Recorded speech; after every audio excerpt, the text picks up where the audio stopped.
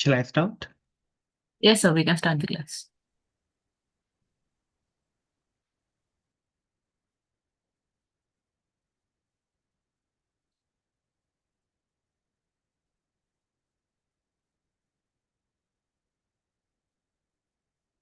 So yes, good evening, everyone. This is Dr. Abhijeet, and today we are going to discuss about the lipid chemistry part one.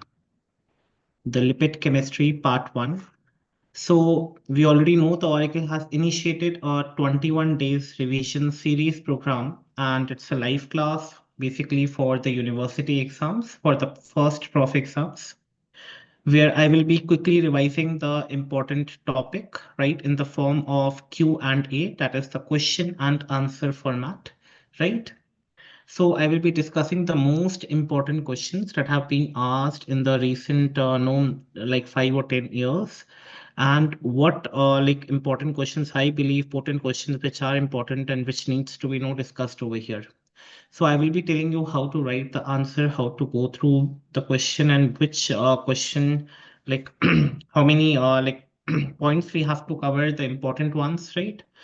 So yes, it is beneficial for especially for the ones who are going to appear for the first prof exams, right? And even for the ones who are going to appear for NEET PG exam, or the FMG exam, or the INI exam, right? All the national institution examinations, right?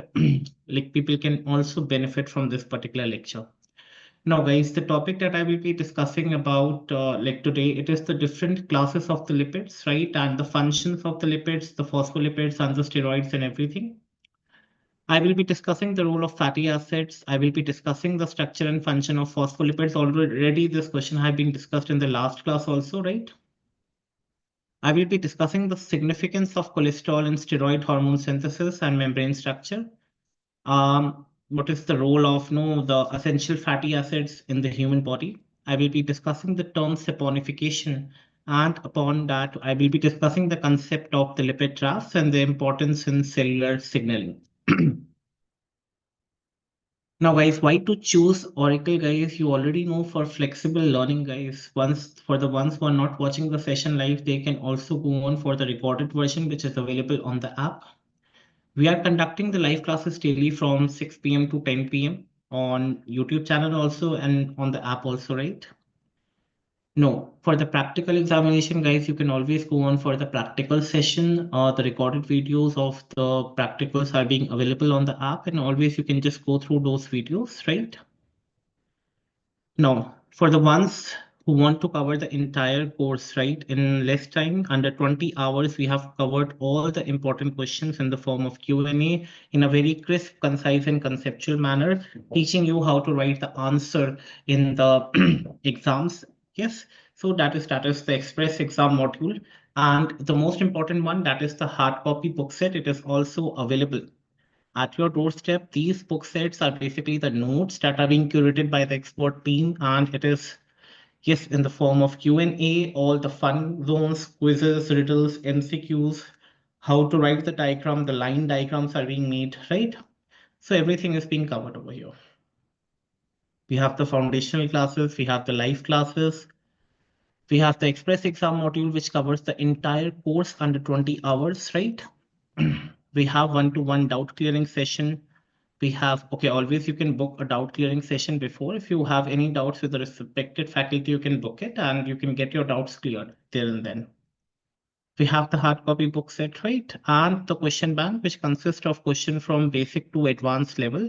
And these questions, guys, are basically, no, they are covering the previous year topic. Okay, after each and every topic in the app only, you will get the required questions from that particular topic, and these questions are basically a summation of all the previous year topics, previous year questions, right? The basic questions, advanced question, and the hot favorite of today's examiner, right? The clinical vignettes.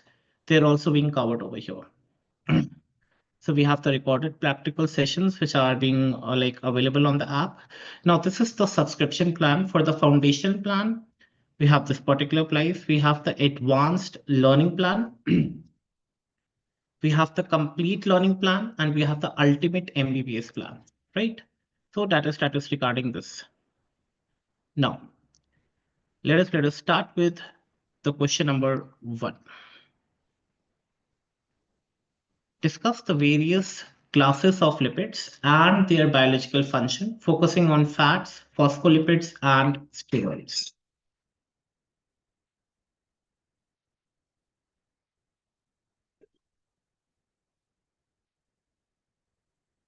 Now, guys, first you have to understand what is lipid.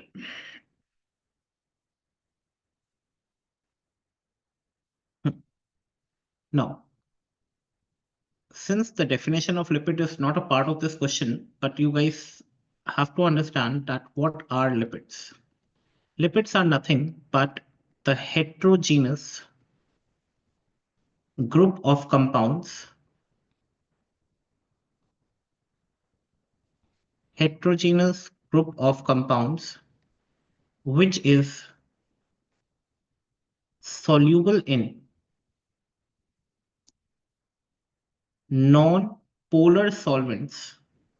Now, when I say non-polar solvents, they are the uncharged one. For example, you already know, guys, we have ether. Or we can take one more example, that is chloroform. So these are the compounds which is soluble in non-polar solvents, right? But remember, it is insoluble. It is insoluble in polar solvents such as water.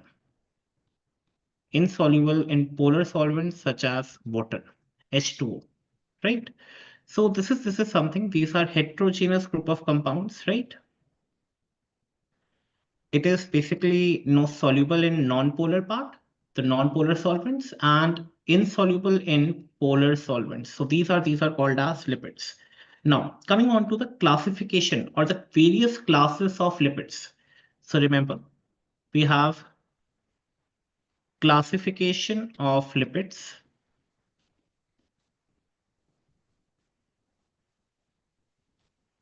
Classification of lipids.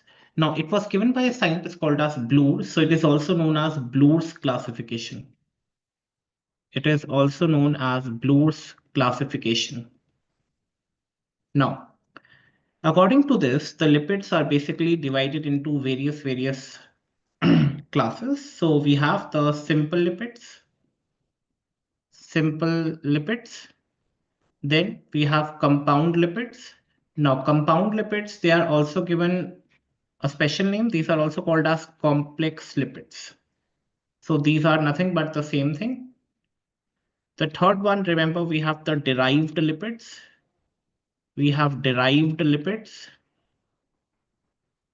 right? And we also have the miscellaneous lipids. Miscellaneous lipids, right? So we have various lipids, simple, compound, derived, and miscellaneous lipids, right? Now, let us just try to understand one by one each of the following. Okay, the different classes of the lipids. So yes, the very first one that we are going to discuss, it is the simple lipids.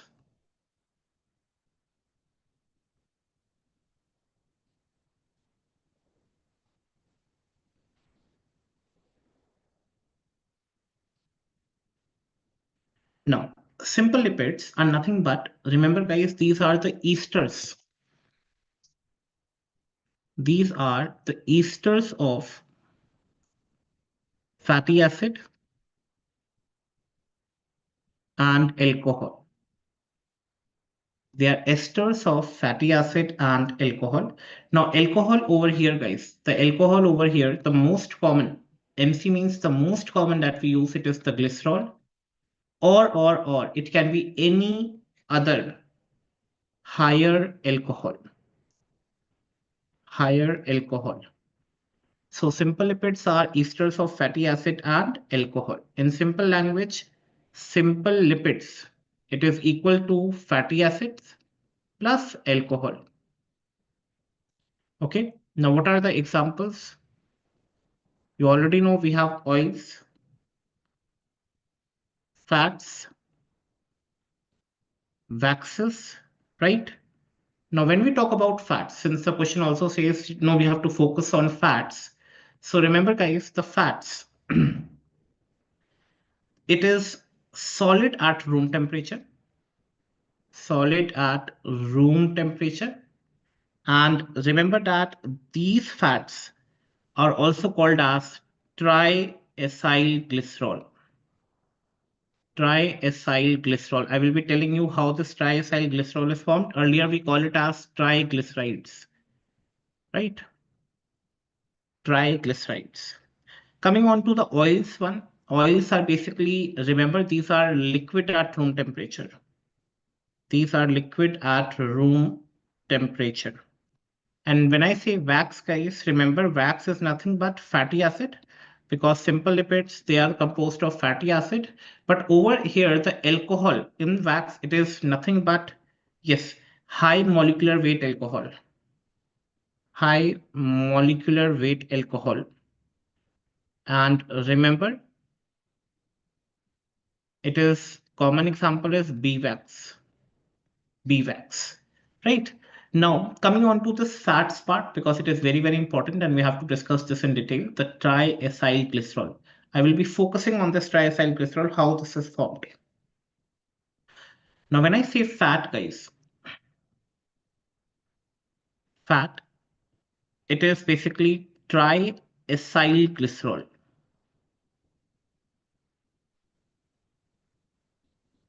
Now, when I say tri beta, tri means 3. Acyl over here means the fatty acids, the 3 fatty acids. Obviously, it is composed of fatty acids and alcohol. Glycerol is nothing but a 3 carbon containing alcohol. 3 carbon containing alcohol, and it is also known as glycerol, right? The 3 carbon containing alcohol, it is also known as glycerol. Now let us just try to make this fat. Let us just try to make this fat because we have to focus more on fat over here. Yes, you have to draw the structure of the fat, guys. Now, we already told we have fatty acid plus alcohol. Let us take alcohol over here, and alcohol over here is nothing but the glycerol.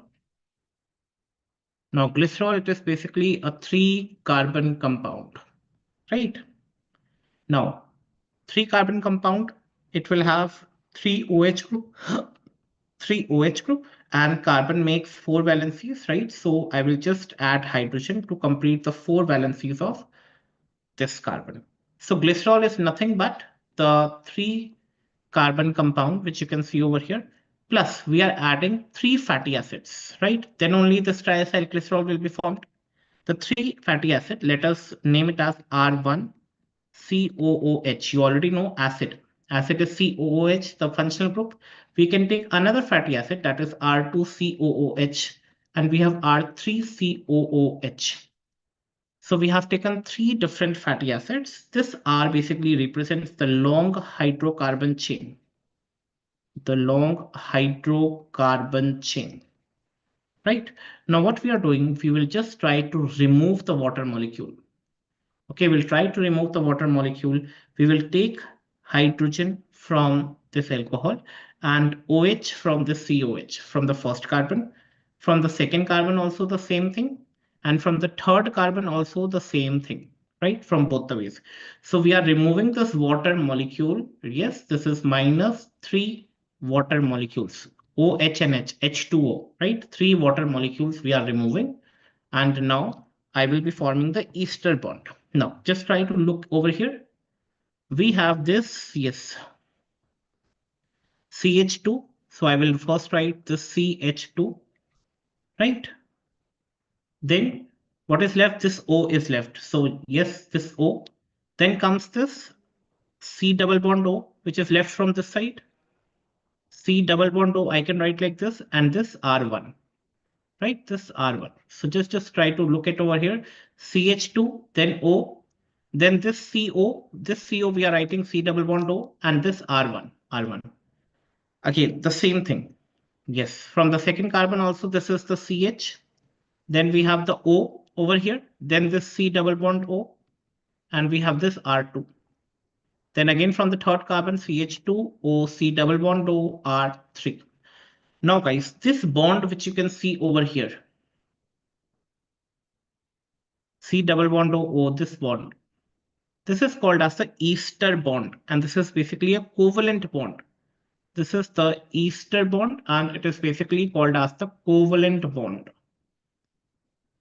Covalent bond, right? The ester bond or the covalent bond. So this structure which is made over here, it is triacyl glycerol, and it is basically called as the neutral fat. Okay, it is also called as the neutral fat. It is also called as the neutral fat or the fatty acid. It is also called as the neutral fat or the fatty acid.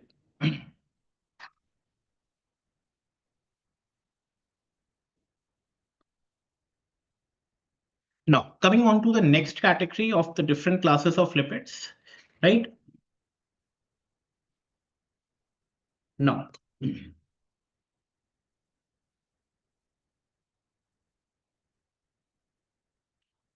over here, just try to remember two important points in this, which I wanted to mention. If triacylglycerol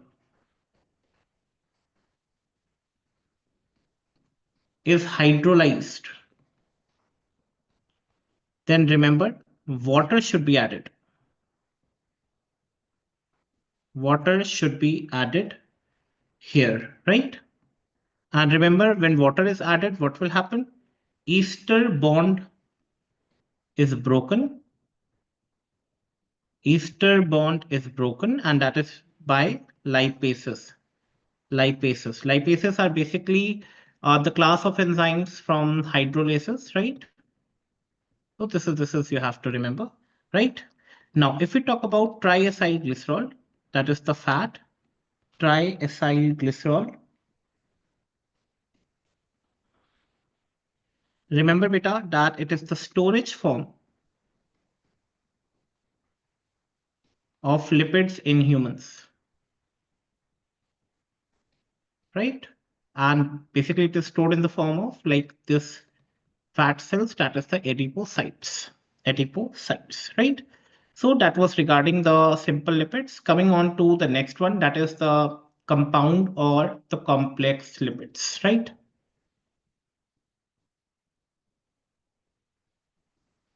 The second one, that is compound or complex lipids. Now, remember guys, they are derived from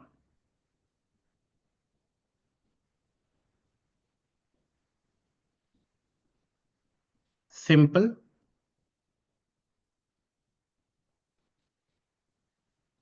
or complex lipids. They are derived from simple, sorry, the just a moment. Now, compound or complex lipids. So yes, remember guys over here. Now, the general formula, it is fatty acid plus alcohol. Alcohol, I have already told you we are taking glycerol plus there is some other group. There is some other group. There is some other group. Now, fatty acid. If remember guys, if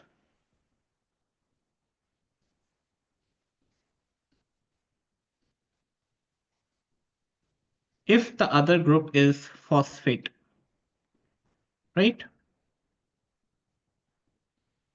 Then what will be the name? Yes, we have phospholipids.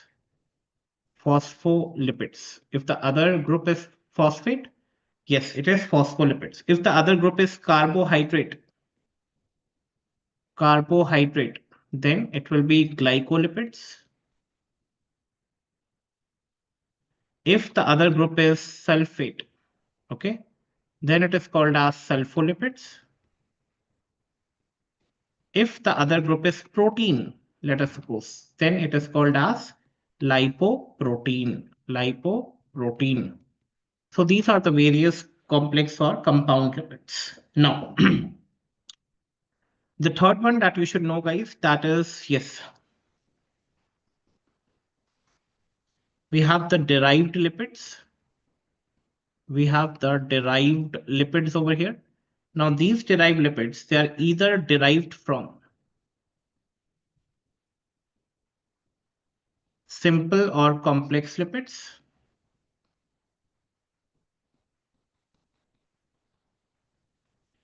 Now, remember, guys, that they are precursors of other groups.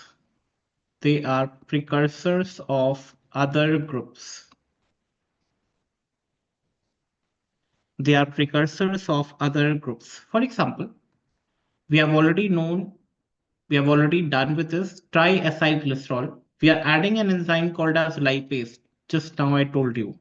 And it will be broken down into 3 fatty acids plus alcohol, that is glycerol. Now remember guys, these 3 fatty acids, these are nothing but the derived lipids. And this glycerol, it is nothing but, this is also a derived lipid. This is also a derived lipid, right? Other examples which you can remember. For example, fat soluble vitamins, ADEK, right? The fat soluble vitamins. The second one, that is the hormones. The third one, that is steroids. And the fourth one that you can remember, the ketone bodies. These are also nothing but the derived lipids. So we have done with the different classes of the lipids. So yes, we have already done, yes, the simple lipids, compound lipids, and yes. Just a moment.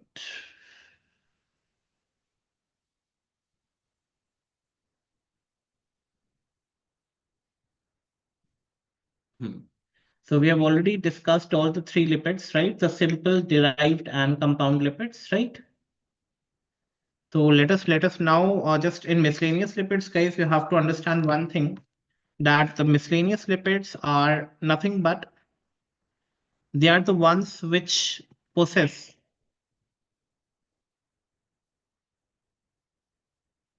characteristics of lipids.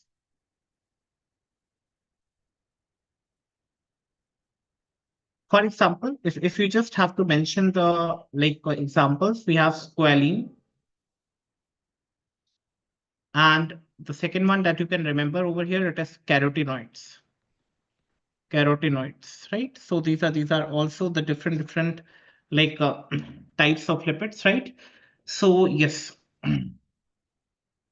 we have discussed the triacylglycerols, right? The phospholipids, guys, we have already discussed. Yes, multiple times, right? The phospholipids, you already know about the structure of the phospholipid, the hydrophilic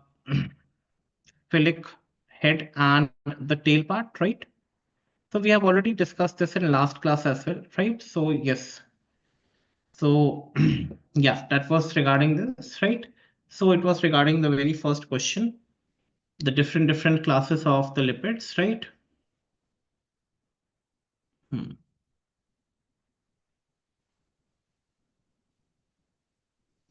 No.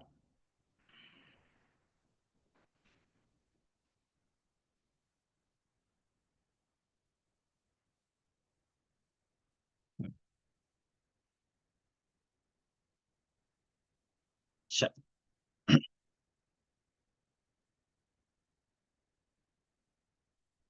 The second question, guys,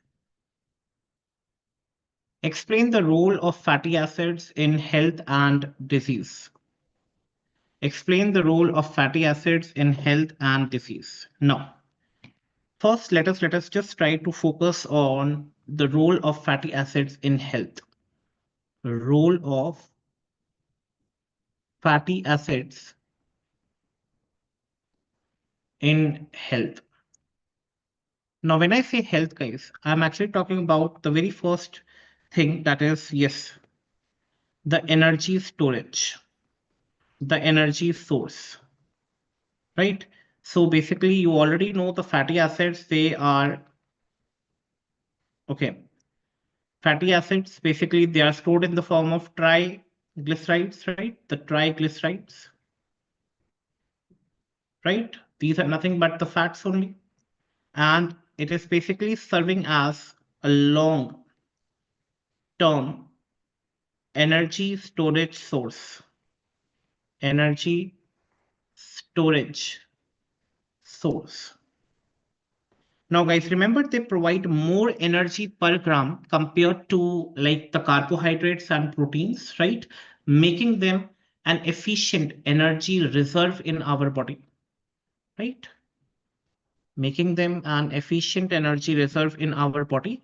Okay, whenever needed, these fats, these triglycerides will be broken down into fatty acids and glycerol, which are then metabolized to form ATP. So remember, guys, these triglycerides, whenever needed, they will be like broken down into fatty acids and glycerol, and these fatty acids and glycerol will be metabolized to form ATP to form ATP, right? And ATP is nothing but the energy currency of the cell, right?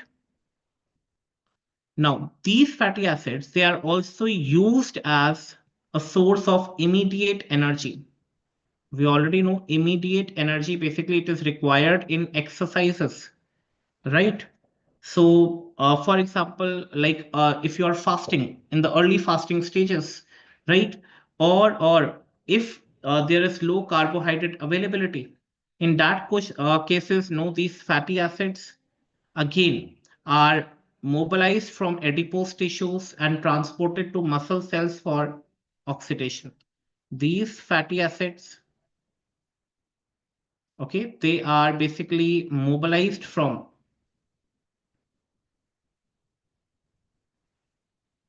adipose tissue and transported to muscle cells for oxidation and transported to muscle cells for, yes, oxidation. Now, one more thing that you guys can remember over here, the another function that I wanted to like highlight over here, it also helps in the cell membrane integrity. Now, you already know fatty acids are basically the key components of phospholipids, right? The phospholipids. Now, when I say phospholipids, guys, you already know these are the lipids which are complex or compound lipids. They are made up of fatty acids plus glycerol plus phosphate, right? So fatty acids are an integral component of these phospholipids.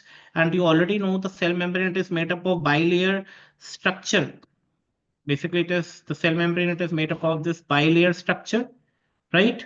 So remember that fatty acids present in this phospholipids can affect, okay, the fluidity. It helps to maintain the fluidity, permeability, permeability, and function of cell membrane. And function of cell membrane, right? So that is again you have to remember, right? Even if you just want to remember one more, they are also like important for the production of certain hormones in our body.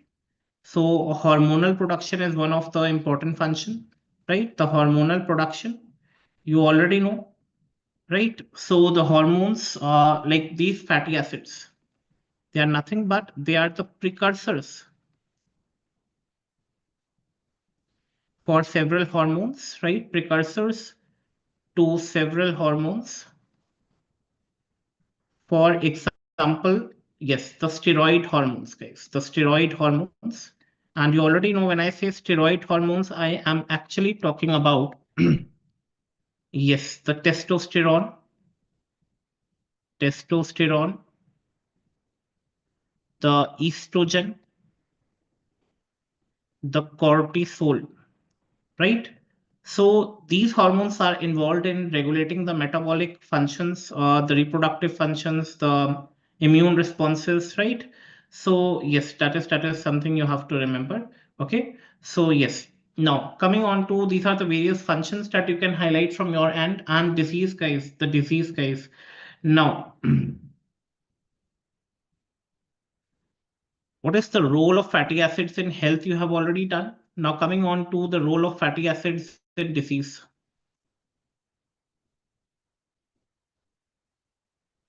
The role of fatty acids in disease. So first point that you have to remember over here, yes, the cardiovascular disorders, atherosclerosis guys, right? Where the blood vessels are blocked. Yes, for example, you already know if we talk about the diet, if you're consuming a very high rich fat diet, for example, saturated fatty acids, saturated fatty acids. Now, saturated fatty acid, it is found in red meat. People consuming a lot of red meat or butter, right? Butter and like processed food, they all have increased risk of this cardiovascular diseases, right?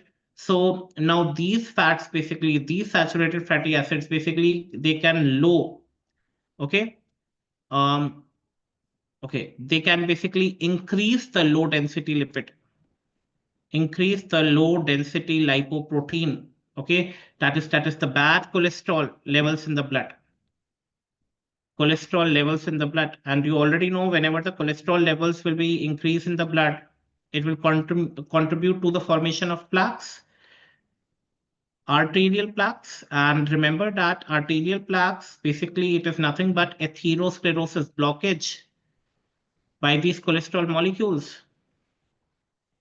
Okay, narrowing blood vessels, and obviously when the blood vessels will become narrow, what will happen? The blood supply to that particular organ will decrease. So narrowing blood vessels.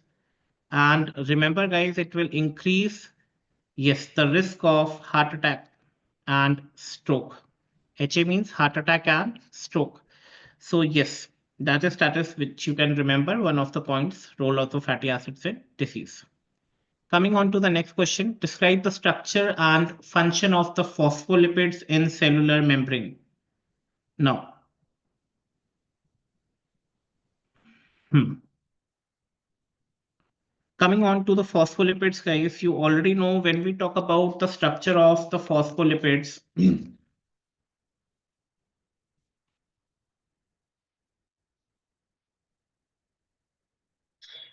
No.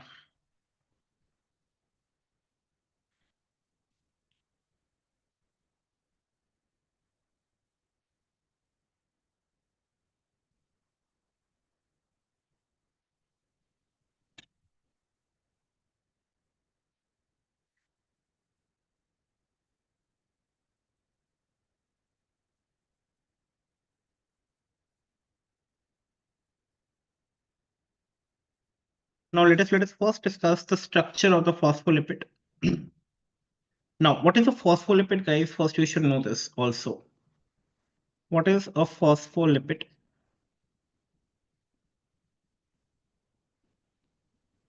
Now, they are compound lipids, compound or complex lipids we just discussed with phosphoric acid, right? With phosphoric acid, right? So this, if we talk about the structure of phospholipid, we have like four parts. We have four parts. Remember, guys, these four parts are very, very important, right? In the structure of the phospholipids. One, you already know, we have the fatty acid. We have alcohol, right? We have phosphate group, and we also have a base. Now, this base can be divided into two parts. Either it is nitrogen containing, or it is non-nitrogen containing. Either nitrogen is present or either the nitrogen is not present. So these are basically the four like parts of the phospholipids, right? Now, if we talk about the different classification of phospholipids also, in short, I will just try to summarize the classification also because it is very, very important. Then I will come on to the structure as well. Classification of phospholipids. Now, these phospholipids are basically classified into glycerophospholipids, glycerophospholipids and sphingospholipids. Sphingospholipids.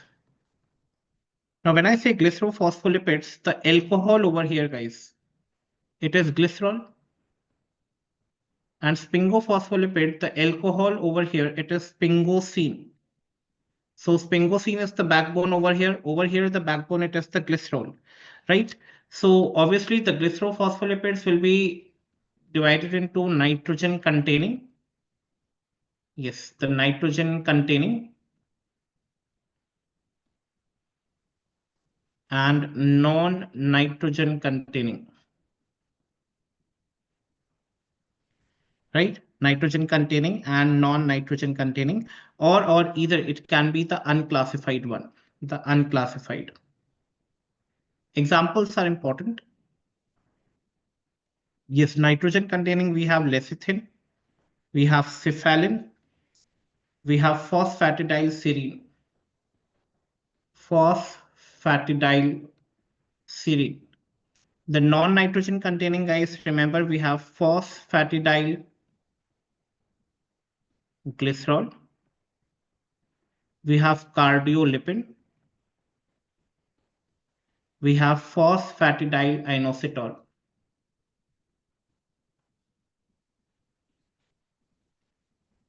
Unclassified, we have phosphatidic acid, and we also have ether lipids, right? Now, when I say phospholipids, the structure of the phospholipids, if I just want to draw the structure, the general structure of the phospholipid, remember, guys, we have, you already know the first, it is the glycerol, right? The glycerol, the alcohol, that is the glycerol I'm trying to draw over here, the glycerol. Now it is bonded to, yes, the fatty acids. Let us take two fatty acids over here, R1 and R2. Then at the third carbon of this glycerol, we have a phosphate molecule. The phosphate molecule, right? The phosphate done, two fatty acids are done, R1 and R2. They're forming this ester bond. You already know this ester bond, right? We have discussed in the starting. We have this phosphate, we have this glycerol, right? And yes, the hydrocarbon. And to this phosphate, guys, to this phosphate, what is attached? Nitrogenous base or non-nitrogenous base or non-nitrogenous base, non-nitrogenous base, right? So we have this phosphate molecule, guys. You already know this is the, yes, the phosphate group. The phosphate group done. To this phosphate group, what is attached? This base is attached. Phosphate group, alcohol, you already can see this alcohol. Yes, the glycerol, that is the alcohol only, that is the backbone. And we also have this, yes, this is nothing but the, yes, the ester linkage, which you can see over here. And we have ester linkage, and this is, these are nothing but the two, yes, the fatty acids. So remember the hydrophobic tails, they are basically composed of these fatty acids. Whenever it's a bilayer structure, guys, no, sorry, the head and the tail, the head and the tail, remember the head, it is water loving, it is hydrophilic, and the tail, it is hydrophobic. So remember, guys, which structure will form the tail over here? The fatty acids wala part. Okay. So basically remember over here that the hydrophobic tail consists of fatty acids. Hydrophobic tail basically consists of fatty acids. Now coming on to, yes, the functions of the phospholipids in the cell membrane, right?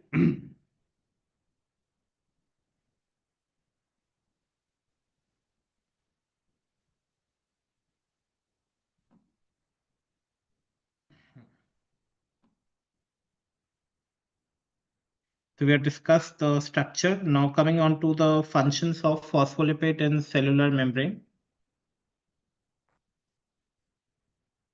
Functions of phospholipids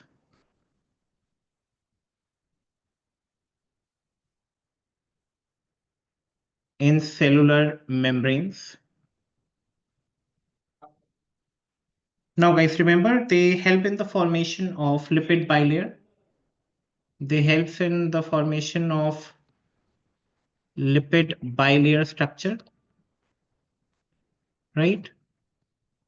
Like this, right? The head part, which is like the water loving, the hydrophilic part, which is faced towards the water, the extracellular fluid and the intracellular fluid comparatively, right? So yes, the hydrophobic tails, right? These are nothing but the tails which face inward, right? The yes, the heads which actually face outside, right? So remember the second one, remember it helps in the selective permeability of the membrane. Selective permeability of the membrane.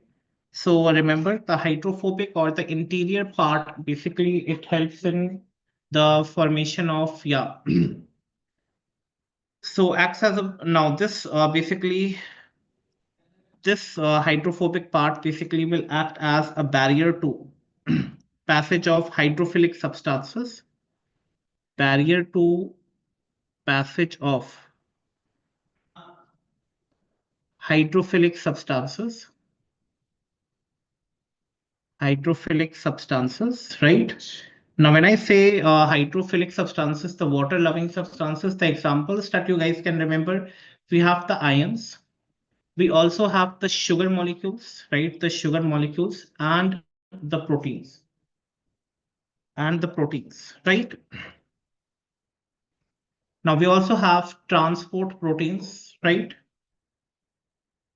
Now, these membrane also includes embedded these membrane proteins that facilitate the transport of specific molecules, right? So yes, these transport proteins can form ions or channels, right?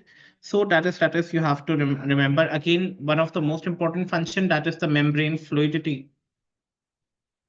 The membrane fluidity that you guys can remember, right? So basically, it is vital for the proper functioning of the membrane, right? So that is the endocytosis, the exocytosis, all the procedures that are occurring that are also very, very much essential over here, right? So that was regarding the structure and function of phospholipids, right? Coming on to the next question, significance of cholesterol in steroid hormone synthesis and membrane structure. Now, guys, over here, yes,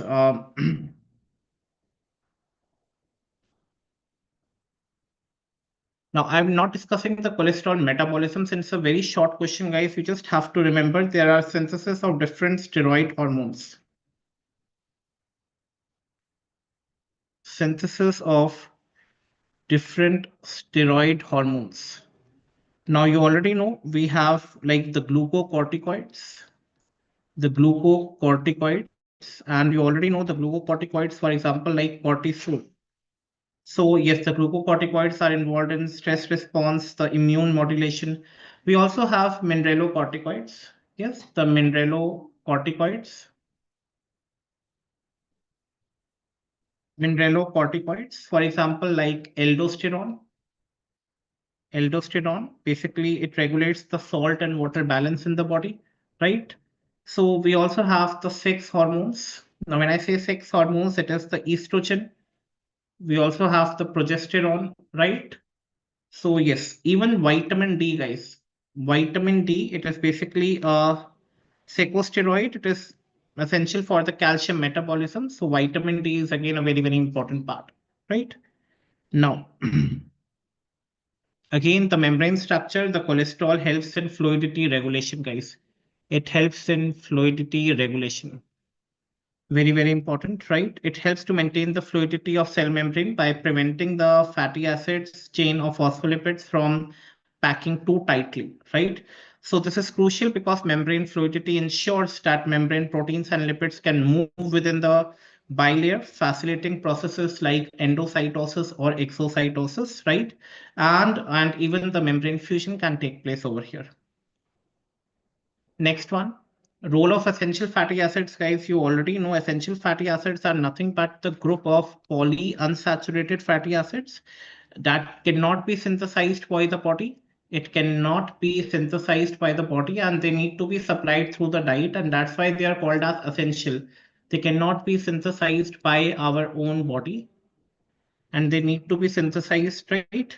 So yes, we include the omega-3 fatty acids, omega-6 fatty acids. Omega-3 fatty acid, we have alpha linolenic acid. Okay, omega-6, we have, yes, alpha linoleic acid, right? So yes, they are again very, very important. And again, they have the same function in membrane fluidity, even in the signal transduction. Okay, now when I say signal transduction, I'm just explaining this part over here. We have another question for this, the signal transduction. These type of fatty acids in the membrane can also affect how cells now respond to the various hormonal or environmental changes. For example, this omega-3 fatty acids or to be involved in the function of certain cell receptors, right? Influencing cell communication and even in the cell transduction, right? So they are important for brain health also, guys. You already know dicosahexaenoic acid. It is structural component of the brain, structural component of brain, right? So it basically forms the major portion of the gray matter of the brain, and it is vital for the brain function, for example, like learning, memory, cognitive performances, right? So that is even for the neurodevelopment, for the brain development or the neurodevelopment, it is very, very important. Next question, saponification and its relevance. Guys, you already know when I say saponification, yes, it is a chemical reaction, guys, that is involving the hydrolysis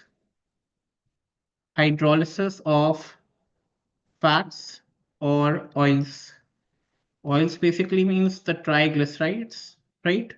In the presence of a strong base, okay, that is NaOH or KOH, sodium hydroxide or potassium hydroxide, to basically produce glycerol, that is the glycerine and soap.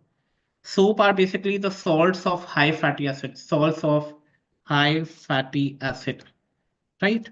For example, if I just want to write the reaction, it is fat or oil. Now, when I say oil, I'm talking about triglycerides plus NaOH, or I can use KOH to form glycerol plus soap, right? Sodium or potassium salts of high fatty acids,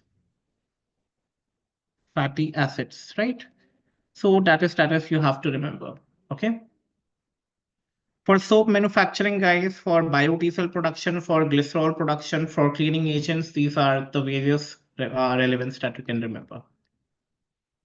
So yes, the concept of Lipid charts. Okay, again, guys, this is something which we have already covered in the last part, in the last section when I discussed the general part, right? So this you can just go on for that particular question that we discussed in the last class, right? So that was regarding today's session. You can go on for the various social media handles for the update of upcoming classes. Thank you so much.